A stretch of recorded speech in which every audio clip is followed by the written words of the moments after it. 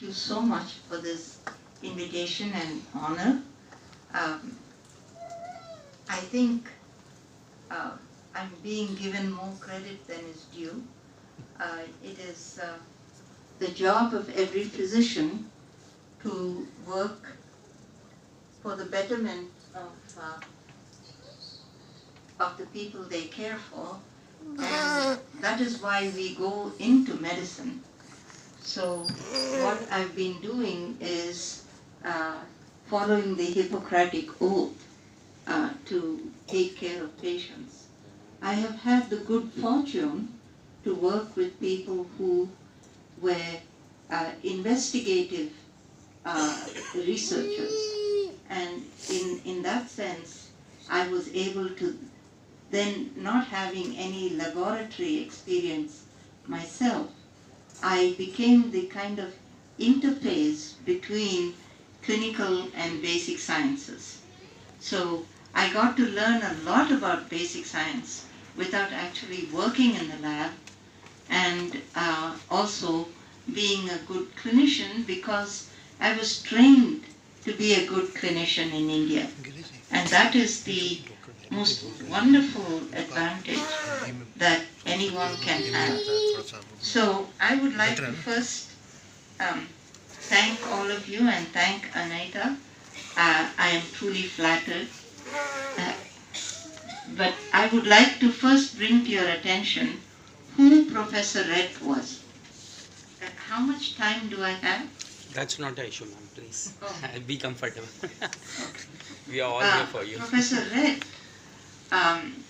is a pediatric developmental physician from Austria.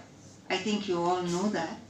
And he first saw two children in his epilepsy clinic sitting next to each other and wringing their hands.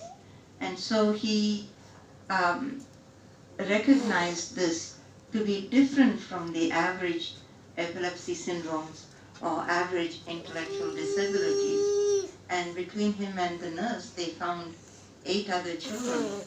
And he went around Europe trying to convince people that this was a separate entity.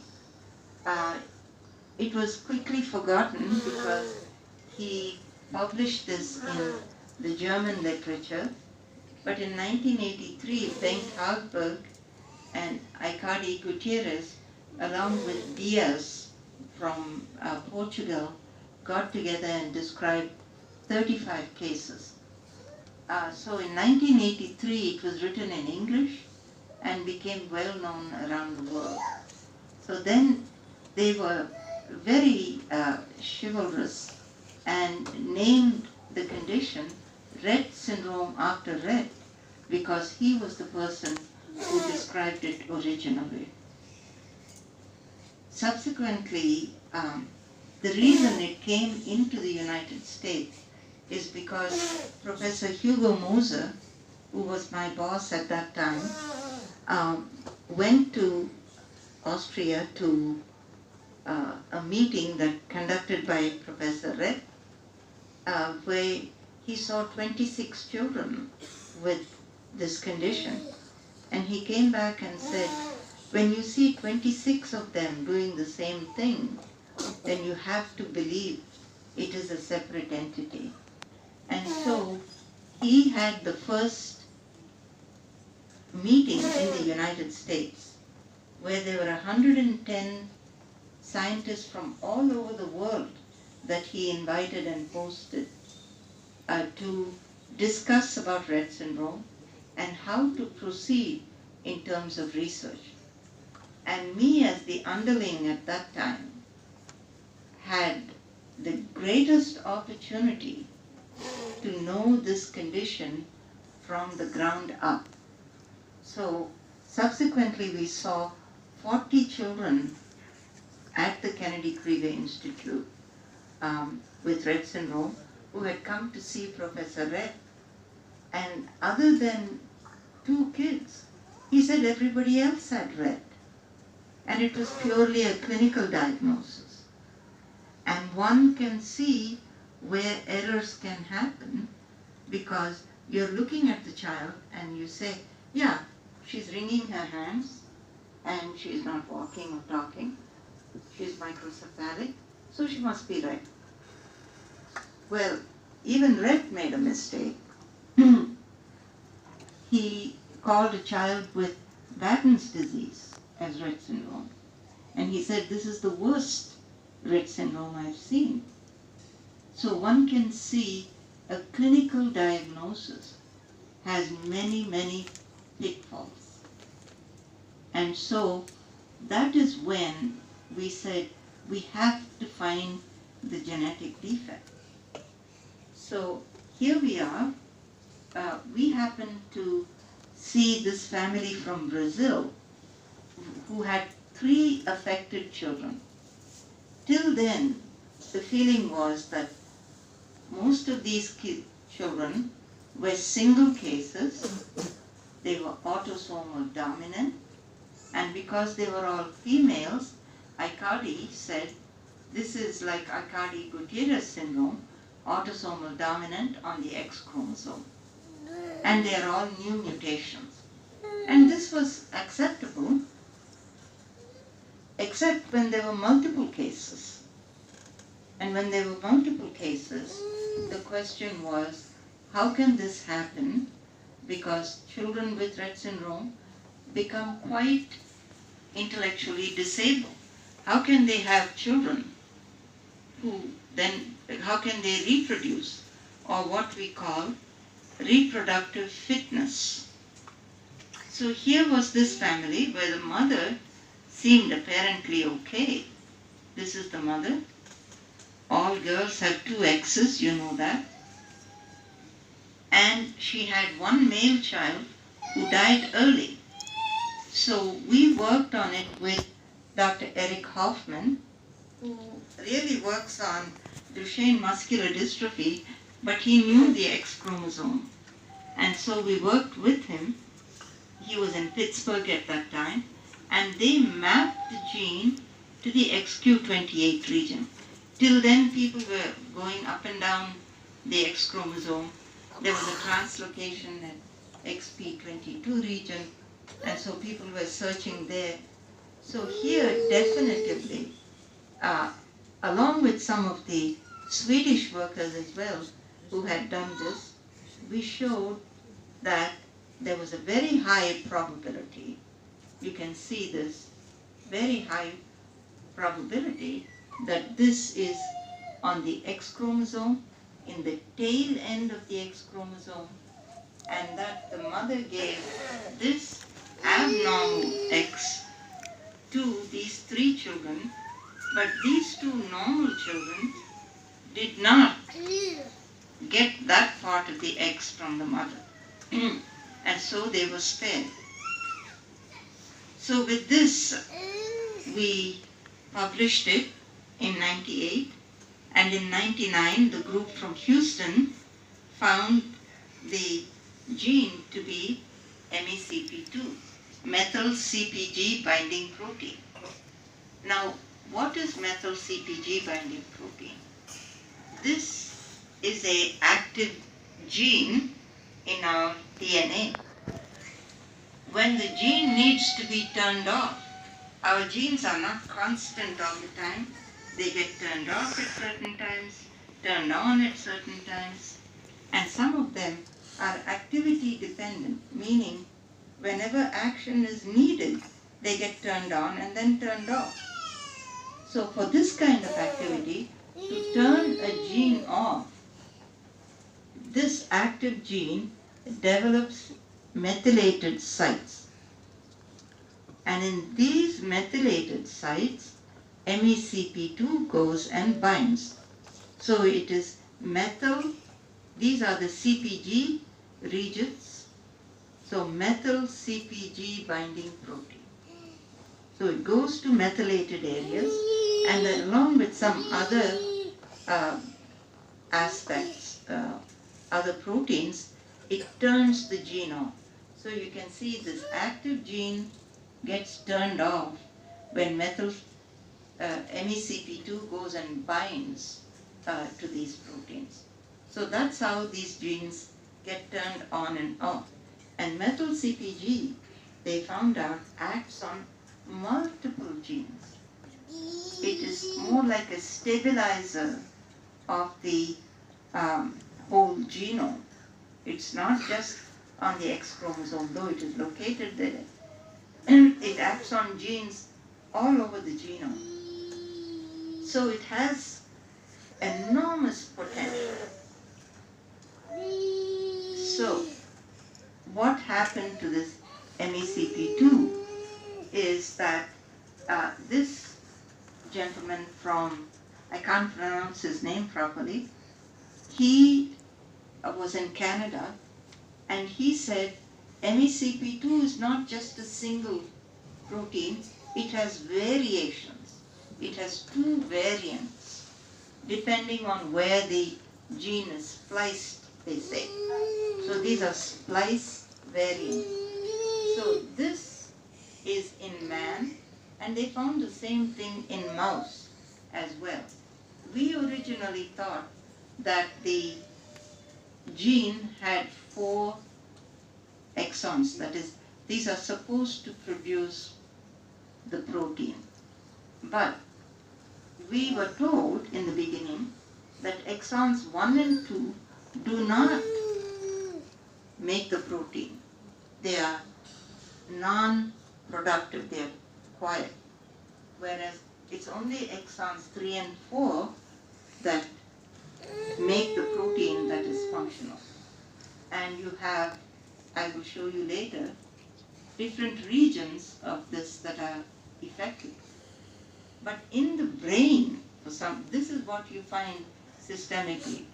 But in the brain, exon 2 does not even exist in this splice variant. Exon 2 is 1 is a little larger. Exon 4 is much larger. So its functionality, specificity to the brain is much more than it is systemically. So what you want to target, because the abnormalities occur primarily in neuronal tissue, whether it is brain, spinal cord, wherever it is in neuronal tissue that the changes are caused by mutations in MECP2. We want to focus on this part and try to understand it better. So whatever treatment we do is directed at improving or making this normal. So MECP2 is a transcription,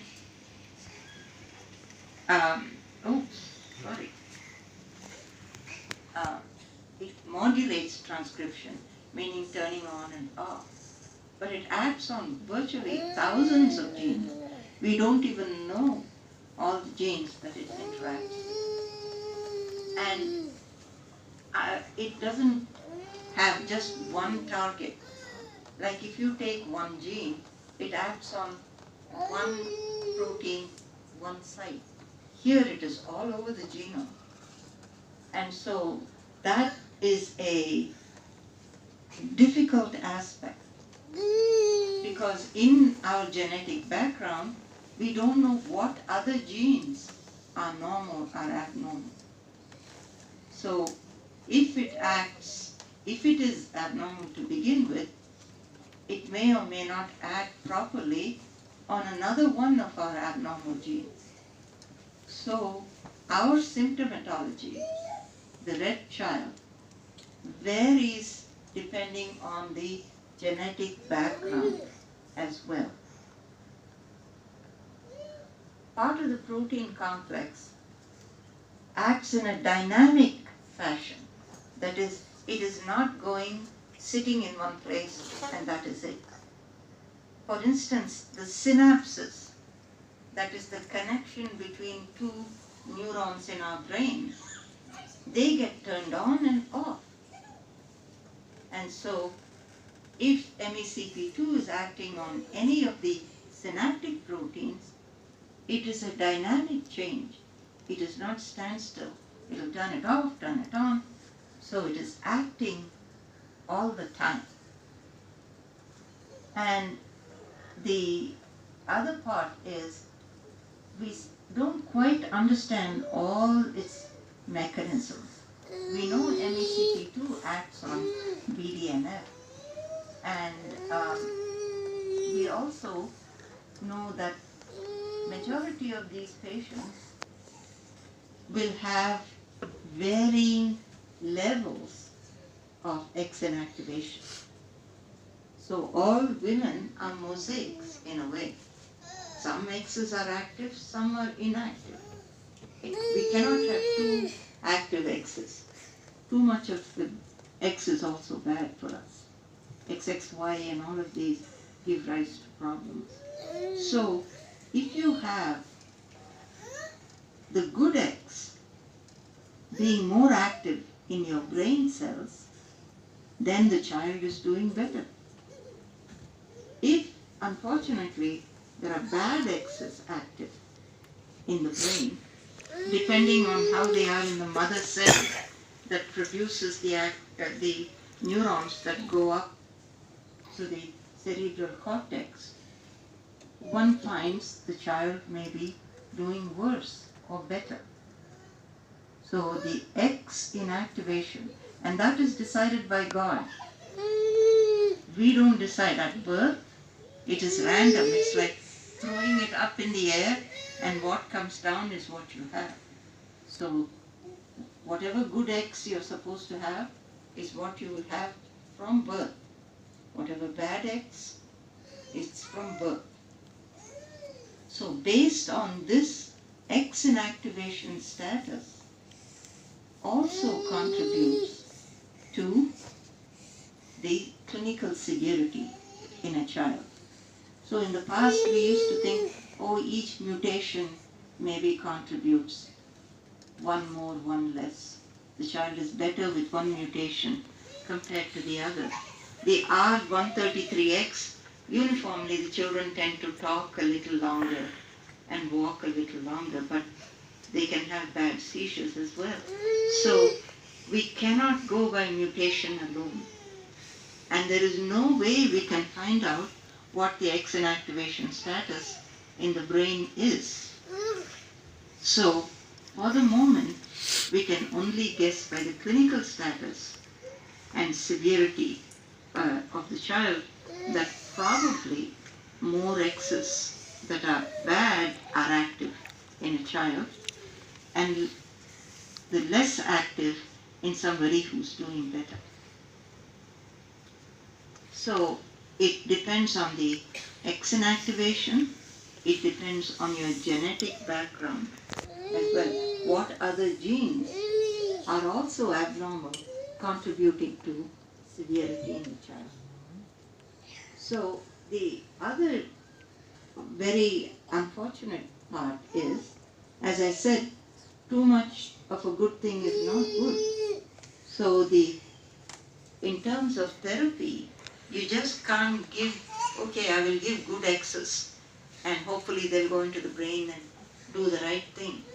There is something called gene dosage, that if you have too much of an X, we have had children with MECP2 mutation, but they have duplication or triplication of X. And these children have severe intellectual disability and they don't do well. So the amount of MECP2 in the brain is dosage sensitive. Too much is not good, too little is not good. And this is a tough aspect in terms of gene therapy.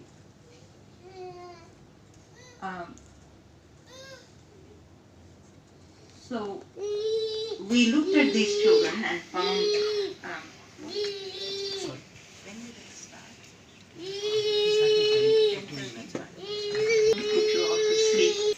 The 4 parts of the MECP2. We originally thought exons 1 and 2 don't produce protein, so we never even checked it. Now we don't even care about exon 2 because we know it is not expressed in the brain. But in exon 3, you can see it is called MBD, or methyl binding domain. So that is the part that goes and hooks on to the methylated regions in the gene that needs to be turned off, that I showed you earlier. So this methyl binding domain is between exons 3 and early part of exon 4.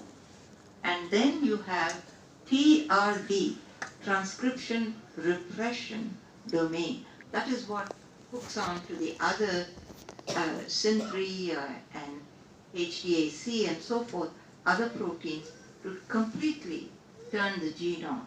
The transcription is repressed by involvement of this gene. So this hooks on to the protein that needs to be turned off, and this then, with the other proteins, turns off the gene.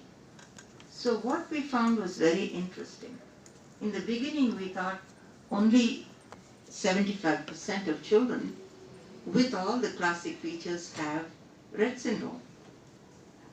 But subsequently, we found that exon 1 is different in the brain, and it also produces protein. So once we started looking here, we found the numbers went up to about 80 or so. Then we found that there were large deletions that were being missed. And we did another kind of test, not we, but the basic scientists, the geneticists, did another kind of testing called MLPA, where they were able to recognize large deletions. Some of them would have parts of exon 3 and 4 completely deleted.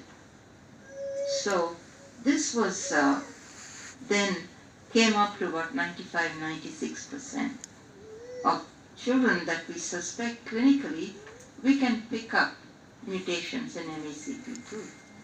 On the other hand, we have seen a large number of patients we were convinced they had MECP2 mutation but didn't find it at all.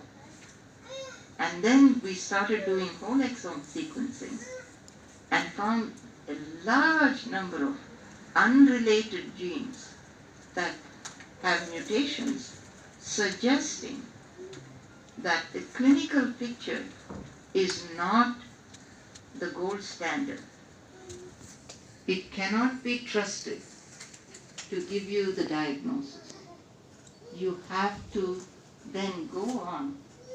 If you want to enter any kind of research study or whatever, you need to be tested. You need to find out if your child has a mutation in MECP2, and then only they will allow you to participate. So that is the limitation. If you say, no, my child doesn't need to participate, then that's okay, because you're going to handle it on a clinical level, and that is common for any condition. If there are seizures, you take care of it. Constipation, you take care of it, and so forth. So what we found was very, very interesting. Most of the mutations in the MBD region were what we call missense mutation. There is one change, so the protein, instead of going straight, gets misfolded. When it is folded, when it is folded abnormally, it cannot attach to the genome and turn it off or do its job. So that is called a missense mutation. But those in the TRD region, interestingly, are what we call nonsense or truncations. That is, the change in the protein leads it to stop making the protein, and therefore the protein is truncated. Or it's a nonsense, meaning it doesn't let it proceed. So most of them in this region were nonsense, and those that went out were small deletions. Regardless, they all had the same clinical features, but it is interesting the type of mutations that were noticed and how different types of testing extending to exon 1 using MLPA1, we are able to diagnose some of the children with greater surety. So then we said, why do some of these children have this kind of familial occurrence? If it is a disease that is de novo, and people in our genetics group showed that this mutation, 95% of the time, is due to a de novo, meaning it happened accidentally, in the paternally derived X chromosome. It is father who decides the gender of the child.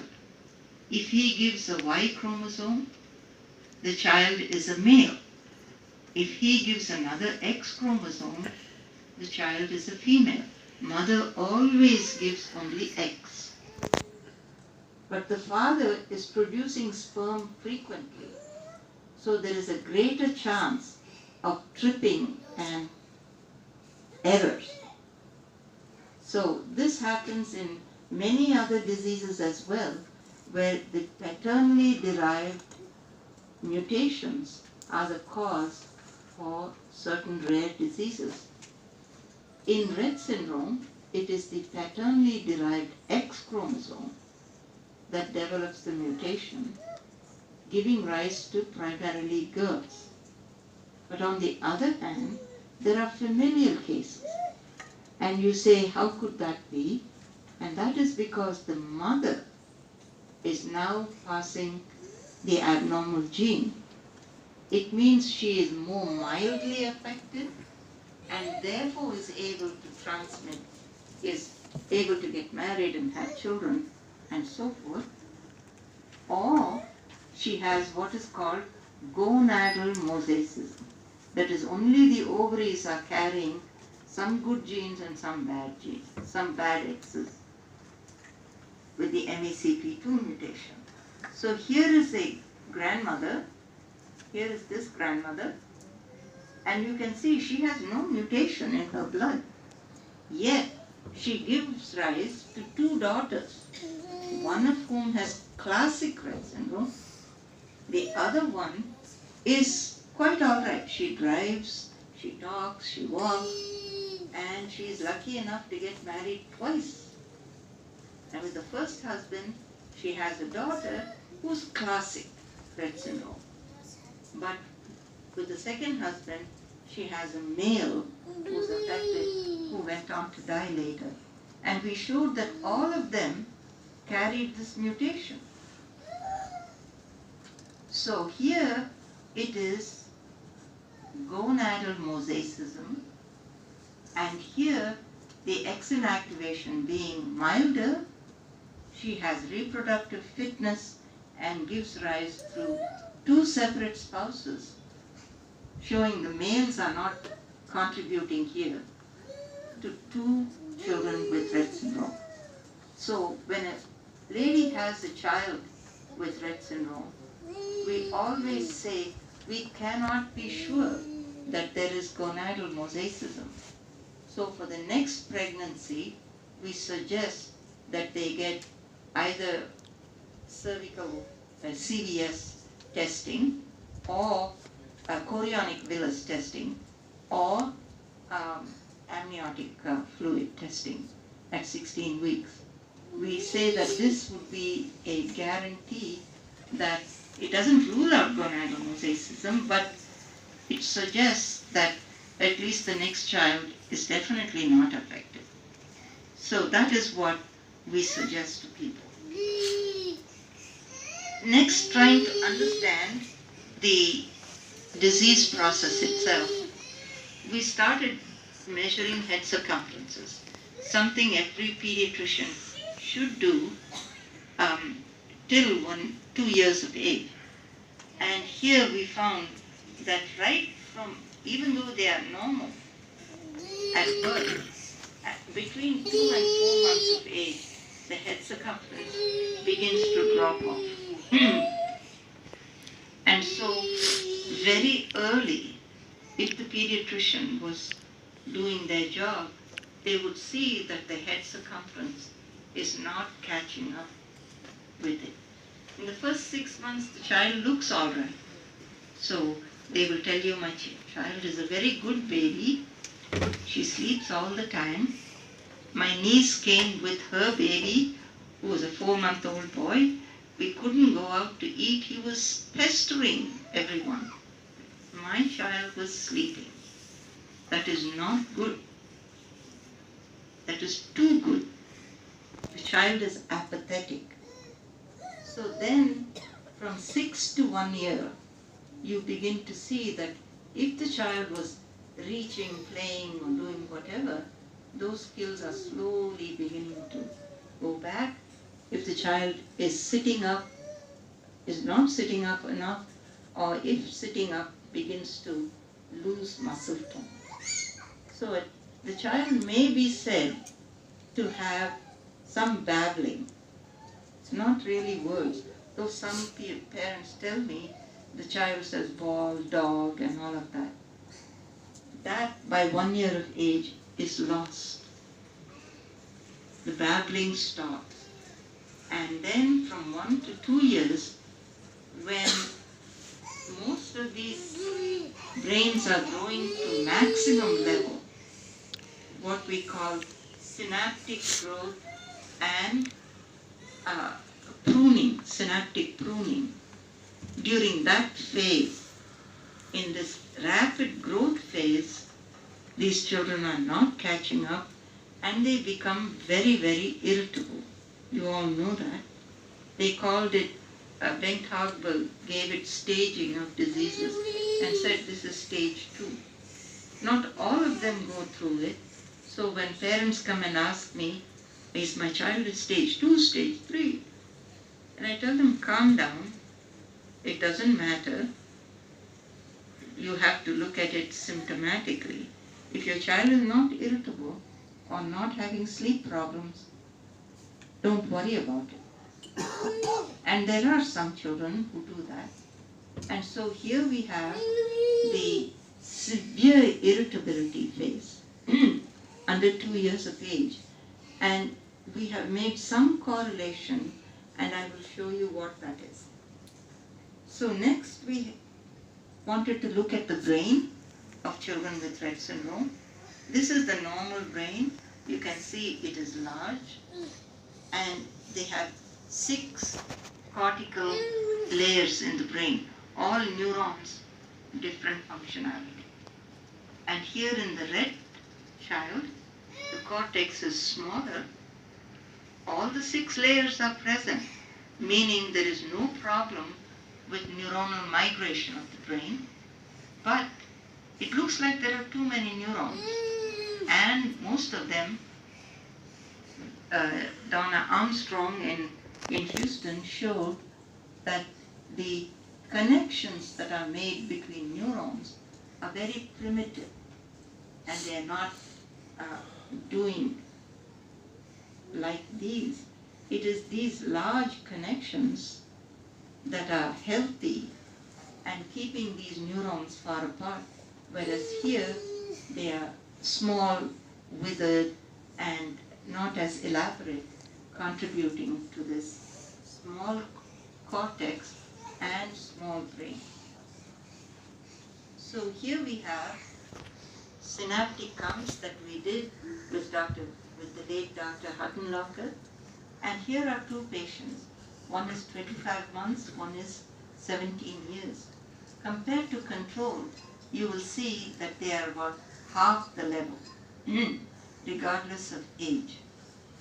So you can see in the young brain, they are maximum, and as they grow older, the number of synapses after the pruning that I showed you, it goes up and comes down. Much less to begin with. So that helped us to understand why there is microcephaly, and why there is intellectual disability, synaptic function, and the neurotransmitters therefore must be altered as well. So we wanted to look at neurons, and we then went on to say that we cannot do brain biopsies. So where else can we find neurons that we can examine? And fortunately we discovered that at the root of the nose we have neurons that help with smell. So these are these neurons, the globoid cells, and they become immature neurons, mature neurons, and the cilia are the ones in the nasal cavity that sense smell. So here we have globoid cells, immature, they become mature neurons. These are the cilia, and then they go through the what we call the cribriform plate and make connections, synaptic connections, with the olfactory bulb that helps us to smell, distinguish different smells, memory of smells, all of those based on the connections that we have made. So we said this is wonderful because we can see immature neurons and mature neurons. And so we did nasal biopsies. And this is it clear enough? Mouse is not running on the screen. NST means it looks at the immature neurons. And the immature neurons can be seen here in higher power. And OMP, olfactory marker protein, is for mature neurons. And you can see mature neurons and immature neurons. In the normal, there is about a half and half, more immature neurons and then mature neurons. But in the Rett, what you find is that the immature neurons are markedly increased and the mature neurons are far less. So, what we thought is that the problem with MECP2 mutation is that there is a lack of maturation of neurons. MECP2 is required for neuronal maturation. And the reason why we saw all those small packed neurons in the cortex is because these were all immature neurons. Then we said, why is it that the children have cold feet and cold hands? And so what we looked at was thermography. When you do thermography, you find that most of the kids who have blue legs had up to the knees, but this one girl had a sympathectomy. She had scoliosis surgery, and inadvertently they did a sympathectomy. And when they did the sympathectomy, they relieved this autonomic and abnormal autonomic response.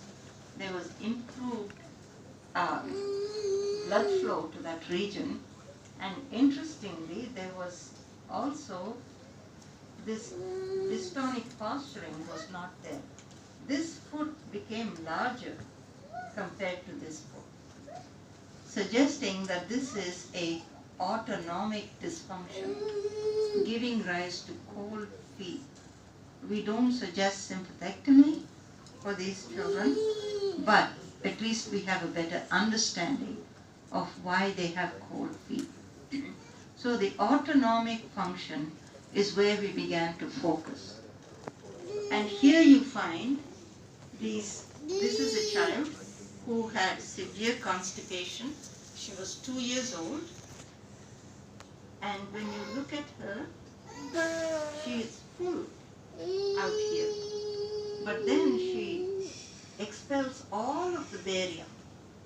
And when she does that, you find no more of the stool sitting there. And that is because the sphincters which are again autonomically controlled, need a certain pressure. They just don't say, well, there is bowel, let me open. They need to be really full and then for the sphincter to open, and this makes it very painful for the children as well. So the anal sphincters, which are autonomically controlled, are also affected. Then we said, let us look at why these children have so much reflux, and many of the children begin to vomit when they are very young, and parents think this is milk allergy and keep changing the milk formulas. So here we found that, oh dear. Now, here we found that this is the near the mouth end, this is the near the stomach end, which is where the sphincter is that opens to let food go into the stomach.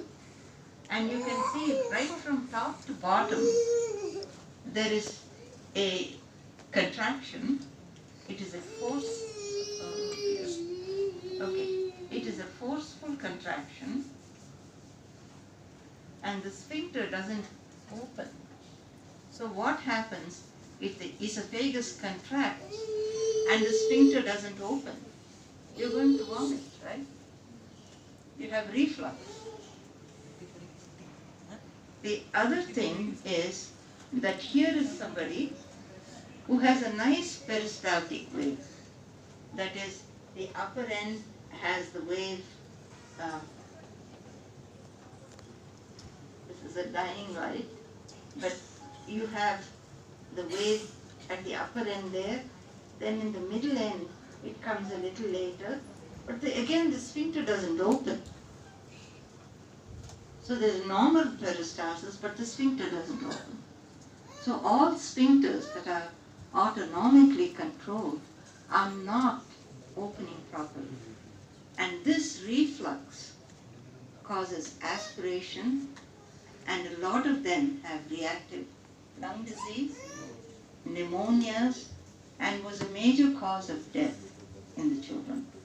Knowing this, we are treating the reflux and all of this very aggressively, and then we are doing gastrostomies if we cannot get over the reflux, and or Nissen fundal plication.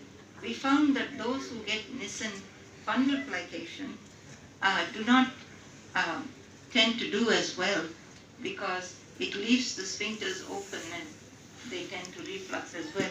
So Nissen fundal is often combined with G-tube feeding.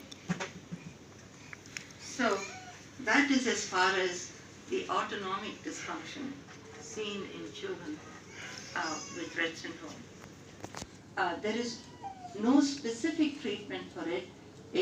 At the moment, it is palliative and symptomatic. We also know that many of the children have scoliosis and fractures of bones, and so we looked at bone densities in these children. When we looked at bone density, I don't know why it wouldn't show. It's a pity that the bone density was markedly reduced. And when we looked at a large number of children, what we found is that this is a dying one. The norm, most of them are in this range. It's very low. And those who walk tend to have higher bone densities, which is either because they are walking or because whatever their mutation is helping in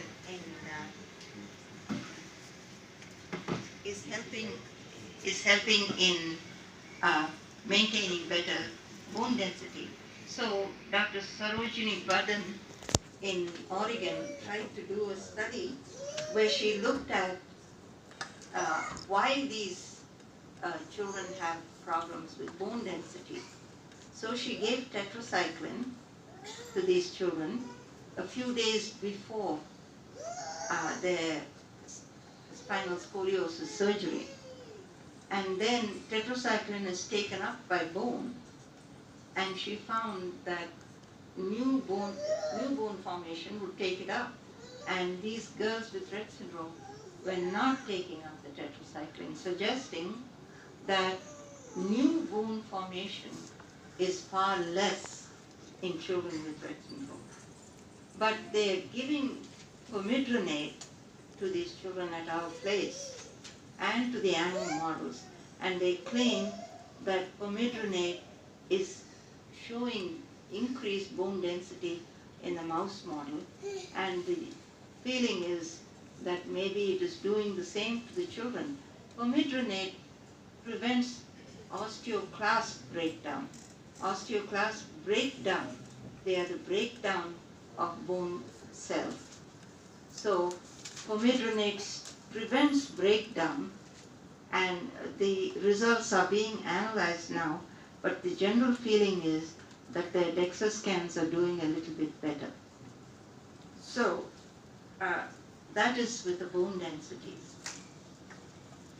And here we have children, some children speak, and you say, oh, that is because it is a milder mutation. And what we found is that, yes, some of them continue to speak, and those who were speaking begin to lose speech. And some, of course, never gained speech. But those who gained it were losing. They were doing quite well till about 10 years of age, and then they begin to lose. And what is the difference between the two of these is that those who were here had at least better X activation. That is what we found. But we said, let us look at it in terms of DTI studies. And when we looked at it, what we found is that the superior longitudinal fasciculus,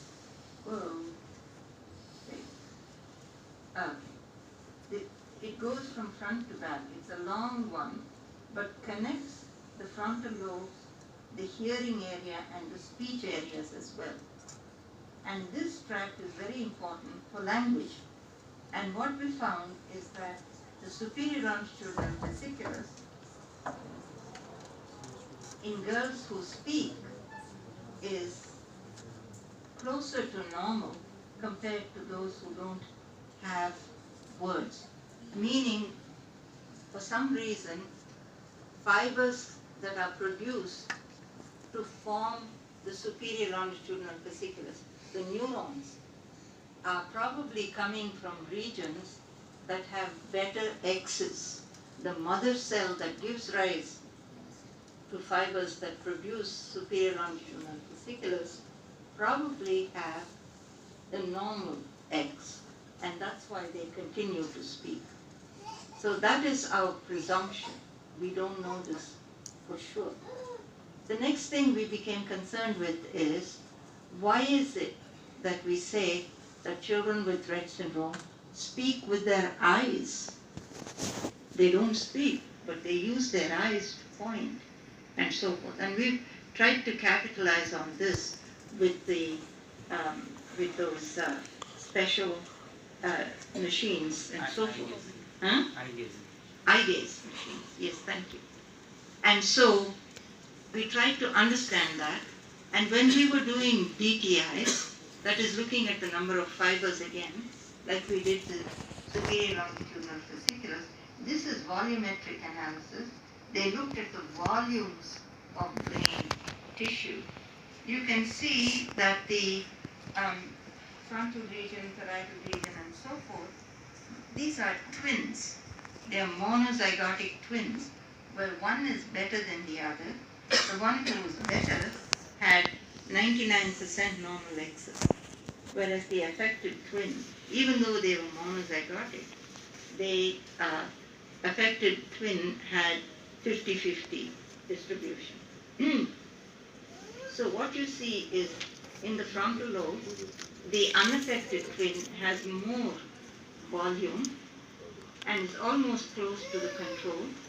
Same with the parietal and so forth. But when it comes to the occipital region, they're almost equal, both the affected, unaffected, and pretty close to the control.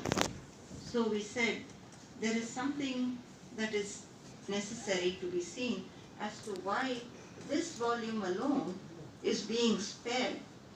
So we looked at the eye and we said the eyes have neurons. How is MECP2 expressed in the eyeball, which then of course connects to the occipital region and so forth. And one sees that in the what we call ONL, INL, that is outer nuclear layer. Am I anywhere near with this? Yeah, this is the outer nuclear layer, this is the inner nuclear layer, and here you have something called cells whose function is really not well known. Up here are the ganglion cells. So this group of cells we found in patients with Rett syndrome. First of all, let us look at controls. In the control brain, what we found that MECP2 is not expressed in any of these layers except for these peculiar cells, and those are very rare and far and few in between. So here are two control cells.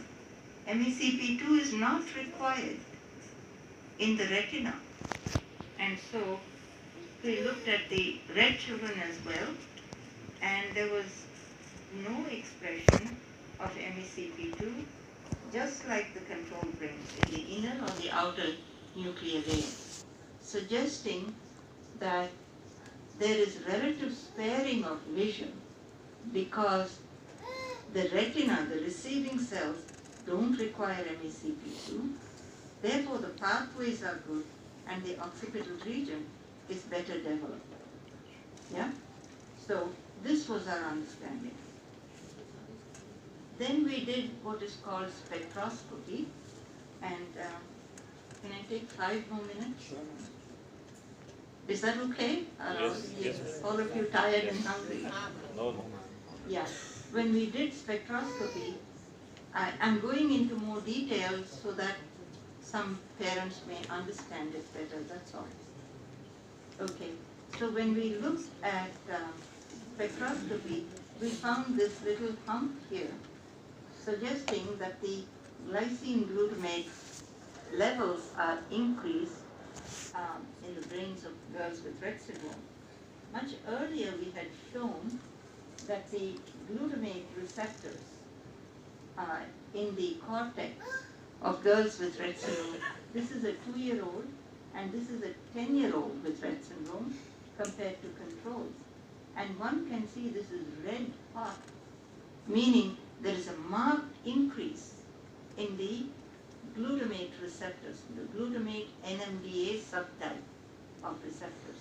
NMDA is required by all of us for attention, learning, memory, and it acts at the synaptic junction, and it's very important.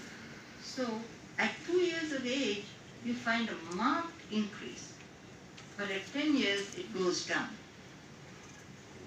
And this, we thought, coincides with the irritability phase of children, because increased glutamate was also noticed in the spinal fluid of children with Rett syndrome. Here, these are girls with Rett syndrome, and this is controls. You can see a marked increase in spinal fluid glutamate.